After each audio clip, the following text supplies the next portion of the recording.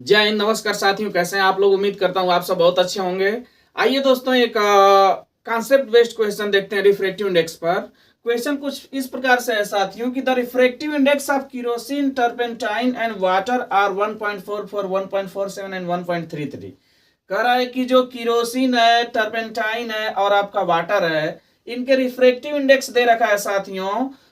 आपका जो किरोसिन है उसका रिफ्रैक्टिव इंडेक्स 1.44, जो टर्पेंटाइन है इसका रिफ्रैक्टिव इंडेक्स 1.47 और जो वाटर है साथियों इसका 1.33 दे रखा है रिस्पेक्टिवली, मींस क्रम से दे रखा है।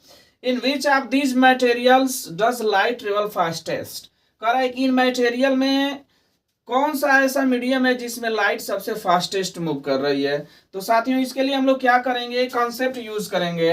कॉन्सेप्ट क्या होता है साथियों? तो n is equal to formula होता है दोस्तों c upon v। n is equal to क्या होता है? c upon v, where c is speed of light in air और vacuum. Speed of light in air और वैक्यूम आपका कितना होता है? 3 इंटू 10⁸ मीटर पर सेकेंड।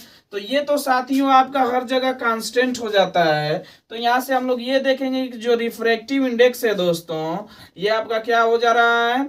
स्पीड के इनवर्सली प्रोपोर्शनल हो जा रहा है। यानी कि जिसका रिफ्रैक्टिव इंडेक्स जितना ज्यादा होगा उसका रिफ्रैक्टिव इंडेक्स उतना ही क्या होगा साथियों?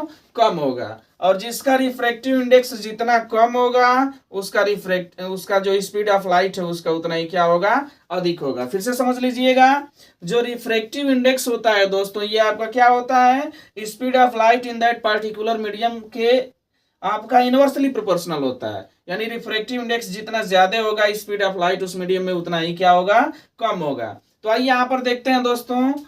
सबसे पहले हम लोग देखते हैं n1 दे रखा है साथियों आपका 1.44, n2 दे रखा है दोस्तों आपका 1.47 और n3 दे रखा है दोस्तों आपका 1.33।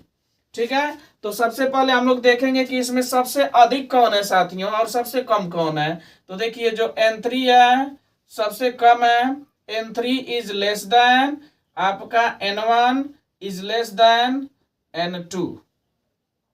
ध्यान से समझिएगा, सबसे कम आपका 1.33 है, उसके बाद आपका 1.44 है और उससे के बाद आपका कितना है? 1.47 है। यानी कि सबसे अधिक आपका किसका वाला है? सेकेंड वाले का है।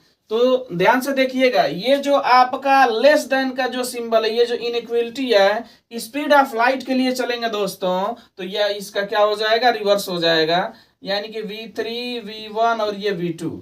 पहले वाले मीडियम में आपकी जो स्पीड ऑफ लाइट रही होगी वो v1 रही होगी, दूसरे वाले मीडियम में स्पीड ऑफ लाइट v2 रही होगी और तीसरे वाले मीडियम में जो स्पीड ऑफ लाइट होगी वो v3 रही होगी। ये दोस्तों जो लेस देन है इसको आप लोग किस में बदल दीजिए? ग्रेटर देन में बदल दीजिए। यानी सबसे अधिक आपका तीसरे वाले मीडियम में स्पीड ऑफ लाइट होगी और तीसरा मीडियम है कौन? 1.33 किसका है? तो 1.33 है दोस्तों आपका वाटर का। यानी कि हम लोग बोल सकते हैं कि इन water light can travel fastest।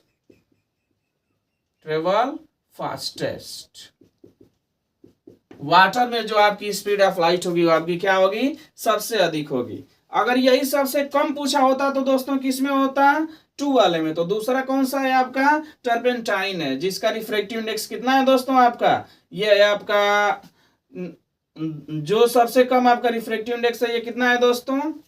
ये आपका सबसे कम था, सबसे अधिक आपका किसका है? 2 वाले का है, 1.47 है। तो इस तरह से आप लोग ये देख सकते हैं कि जो रिफ्रैक्टिव इंडेक्स होता है साथियों ये आपका क्या होता है? Speed of light in that particular medium के क्या होता है? इनवर्सली प्रोपोर्शनल होता है। यानी कि जिसका रिफ्रैक्टिव इंडेक्स सबसे अधिक उसमें स्पीड ऑफ लाइट सबसे कम, और जिसका रिफ्रैक्टिव इंडेक्स सबसे कम उसमें स्पीड ऑफ लाइट सबसे अधिक। तो ये था आपका कॉन्सेप्ट। आई थिंक आपको समझ आया होगा। अगर समझ आ रहा है साथियों तो please like share and subscribe. Thanks for watching.